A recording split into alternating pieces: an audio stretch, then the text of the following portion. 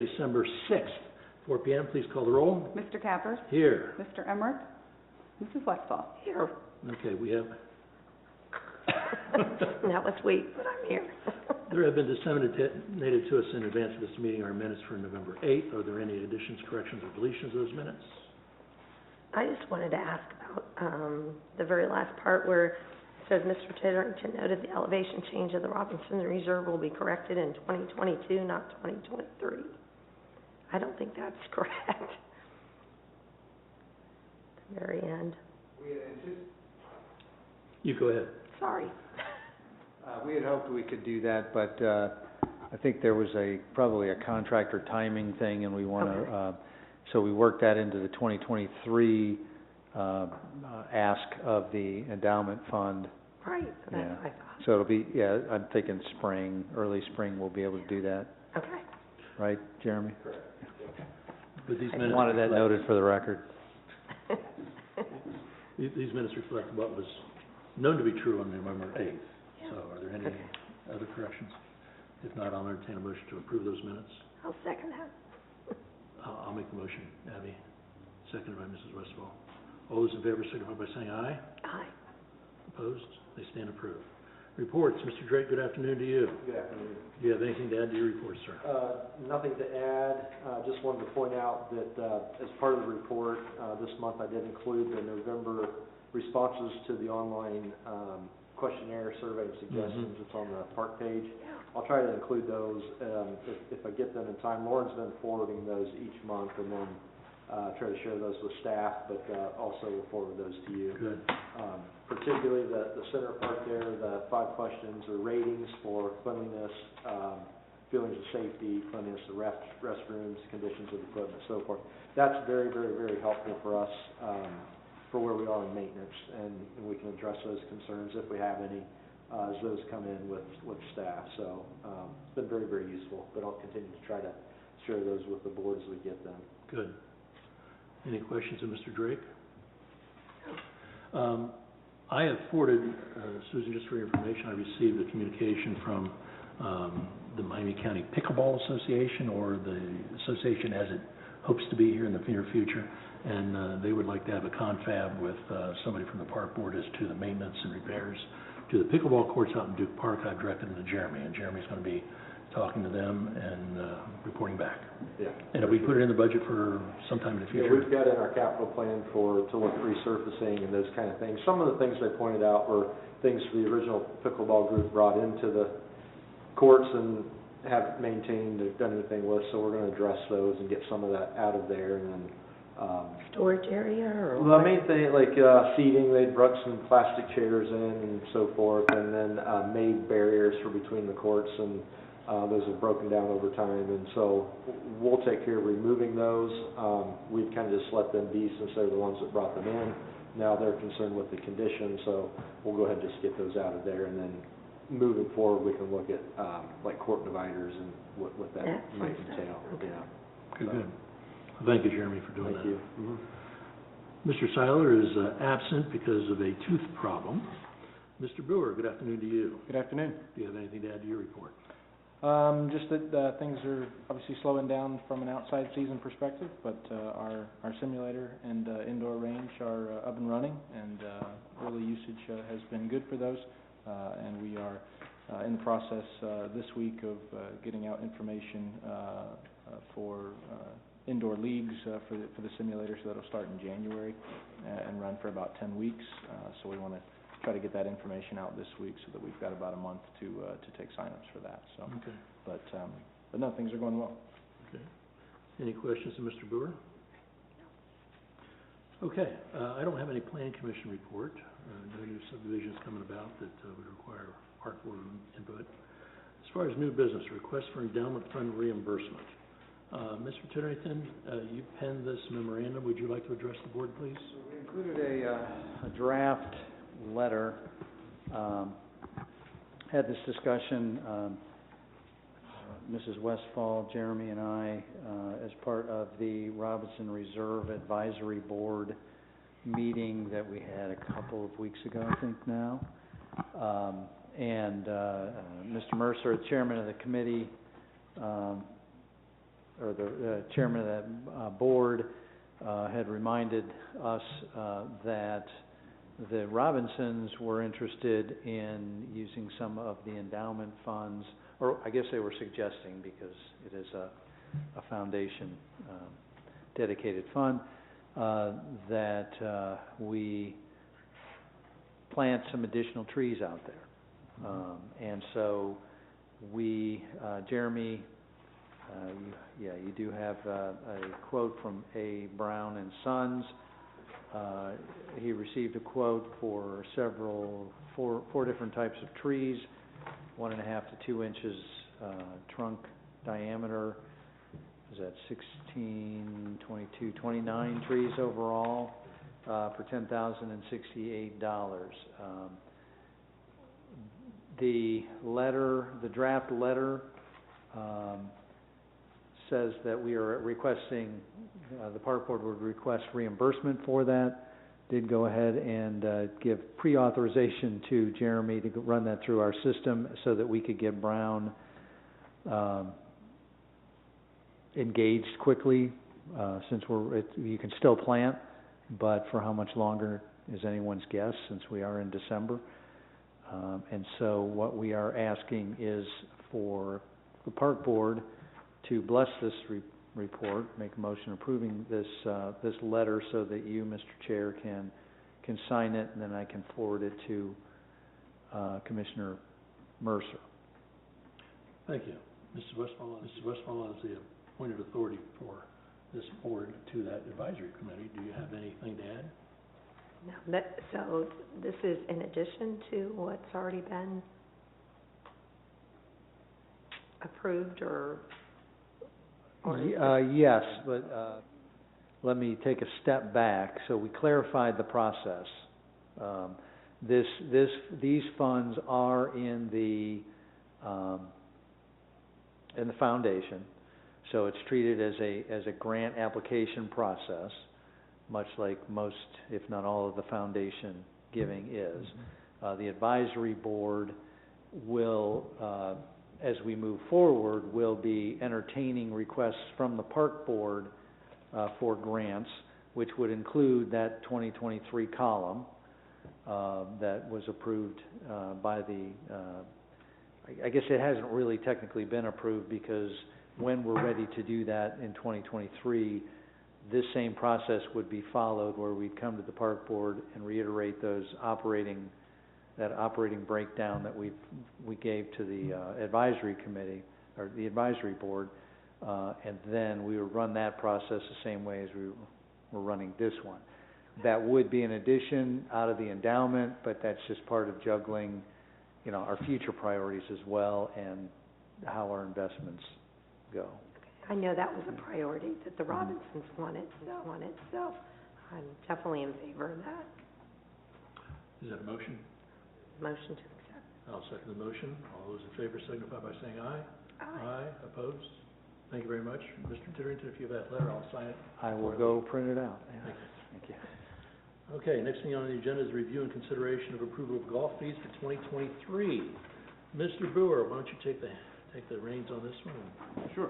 Give us your vote If show. you're able to look at that information, I think the easiest thing to do would be, there's a page there where I've just listed out 1, 2, and 3 of kind of what the proposed changes are and why. I don't know if you're able to see that page. Yeah, the highlighted changes, if I recall, are greater than they were last year, right? None of them decreased? Correct, yeah. Okay. So a lot of that would just be reflective of the fact that we will be open year-round, moving to a 12-month season instead of a 10-month season, and just really minor increases for that reason, and to also just keep up with the fact that costs have increased really across the board for the golf. Talk to me about the year-round play. I know you've got simulators, so you're probably going to have a simulation league or something like that. Correct. Are you going to permit outdoor play during? Yes, so again, we've permitted outdoor play for 10 months, Right. From March through December. Right. That's been, but in this case, we would just be adding And we would monitor, obviously, course conditions pretty heavily during that time. And close it if necessary. Yeah, absolutely. Yeah. So we actually started, if you remember, had permission from you guys from the park board to open up on nice days in January and February. And so this is really more of just a continuation of that, and also now that we do have, something going on indoor-wise, there's no reason not to generate extra revenue on those nice. There may not be many of them, but on the potential nice days when the course is playable and we feel like there would be no damage done or anything like that. So. And you take a look at these fees and went to the markets and see what the clubs charge. Yep, for sure. I mean, looking from north to Piqua all the way down to Dayton, these are very, very comparable with public schools in our area. So. Now, the big change on this year's for last year is the addition of a husband and wife full membership fee. Yeah, What kind of pressure are you getting and from how many people? I would say I had at least 4 to 5 inquiries this year and a lot of it does stem to the fact that some men who are under 60 have now gotten their wives into golf, whereas particularly pre-COVID, we didn't really have that. And so I did get a few inquiries there. Feel like it would be worthwhile to reinstate that at least for a year to see if we could sell a few of those passes. And obviously, it was something that was on there for a long time that we eliminated last year, but I do feel like we would sell a few of those passes if it was offered. Well, let me ask you this. Sure. Husband and wife senior passes or husband and wife passes, do they both show up at the same time, or does one husband show up on a Tuesday and the wife will show up on Wednesday? Both.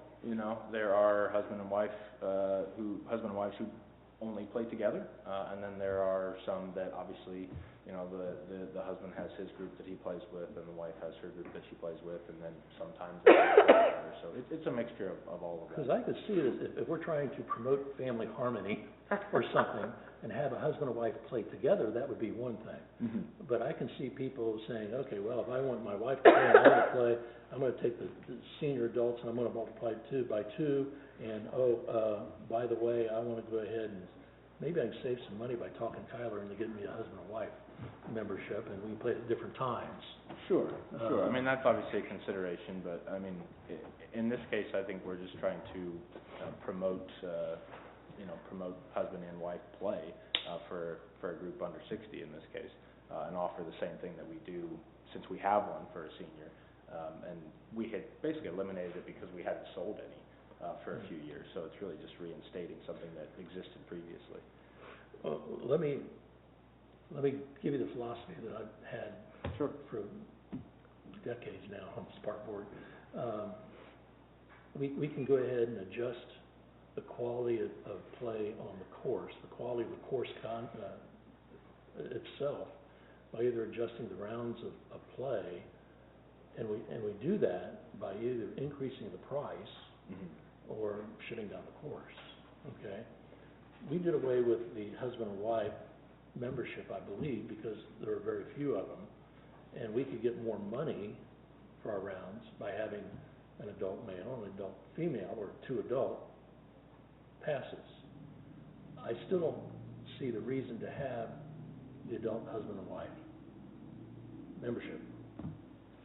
I would call that a difference of opinion. Yeah. Yeah.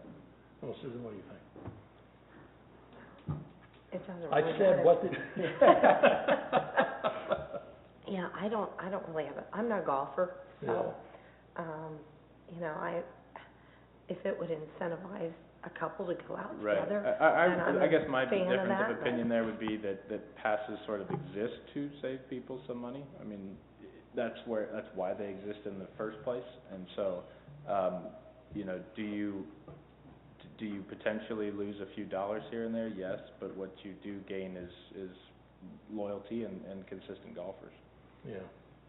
Mr. Turnerton, you're up and about. And Thank you, Mr. Chair. I think the other thing, though, that we need to, particularly in light of the last 18, 24 months, if not sooner, probably want to consult with Mr. Kerber to see if distinguishing between regular rates and a husband and wife has the same meaning as maybe it did prior to recent Supreme Court decisions.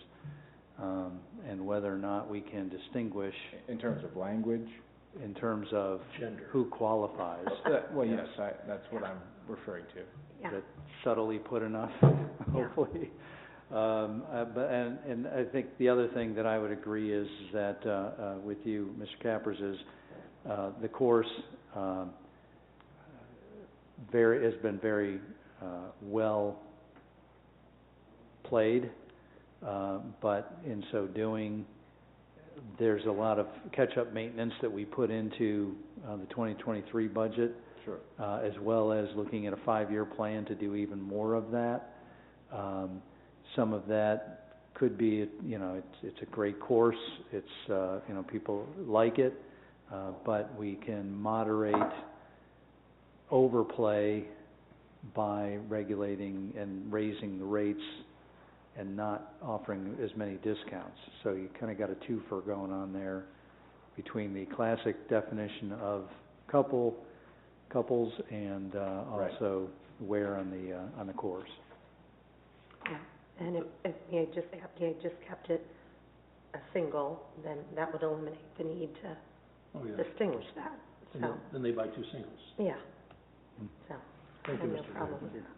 that. Did we have a senior husband and wife category last year? Yes. Or is that also new? No, yeah, that's So we got away with just a husband and wife pass. And kept the senior husband and wife pass. correct. Okay, anything else, Mr. Brewer, on this? No, I mean, if you've read through the other changes, I don't know if you had any other I have. questions, regarding them. If you're okay with them, I don't have any other, things to bring to you. Well, for discussion purposes, I'm gonna make a motion to approve the 2023 Miami County golf fees with 2 exceptions. 1, deleting the husband and wife category, Okay? and number 2, reserving the language for husband and wife in the senior category until we have the direction from our law director. Fair enough. Is there a Yeah, second to that second motion? Okay, any further discussion? Please call the roll. Mr. Cappers? Yes, Mrs. Westphal? Yes, and Motion approved. Abby, Mr. Interrington, who's gonna follow up with the law director and ask him that question? Okay, thank you, then just get to Kyler, if you would, please, and he'll create the new Thank you. schedule. Okay, thank you. Mr. Brewer, do you have anything else? No. Okay, next on the agenda is review and approve the revised Recreation and Parks Department athletic field use policy.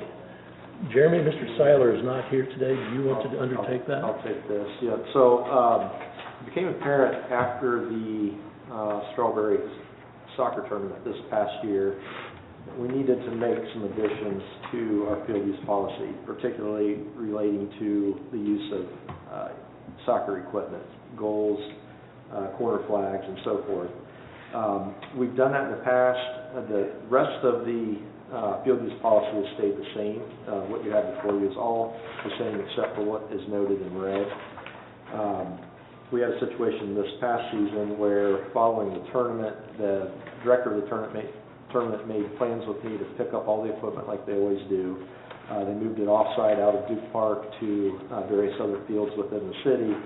But following the tournament, that equipment laid over on Troy School property for several weeks without getting back to us. We made contact with them, they still didn't get it brought back, so we used city resources, equipment, and manpower to get that equipment moved back to Duke Park. So, in discussing that with Allie Schiffer in Recreation as well as Ken Seiler, we determined we do need to put a provision in there to go ahead and charge a deposit it's a refundable deposit, that as long as they bring everything back in the same condition by the following Friday after the tournament, back to Duke Park and put back where they had picked it up, that $2,500 deposit will be refunded back. But that is really the only addition. Everything else with the field use policy stays the same. There is another line further down that specifies how many goals. We didn't really have a way of recording exactly what they were using for the tournament, so that way we've got better record of exactly what was removed from Duke Park. And and then I can verify on the following Friday what was brought back. Well, first of all, thank you very much for putting the changes in red. It's so much easier to read that. Second of all, after I've finished reviewing this, I see number of frames rented, for instance, and we're talking about rentals, but nowhere in the agreement is there a rental for those pieces of equipment. It's not necessarily a rental. I know that was the verbiage used. It's more of a, we're still going to let them use it like we have in the past. We've always let them use it free of charge. Maybe we need to change the wording, the verbiage to, it's a refundable deposit is what it is. The frames rented was a way for the marker to know exactly how many frames were used. So I don't know if that needs to be changed to frames borrowed. Yeah, whatever, that's fine. That's what. I don't want to be picky on the terminology, but what I'm Okay. looking at is, why aren't we charging a rental fee? You know, these things are depreciating assets, they get rusty, they need painting.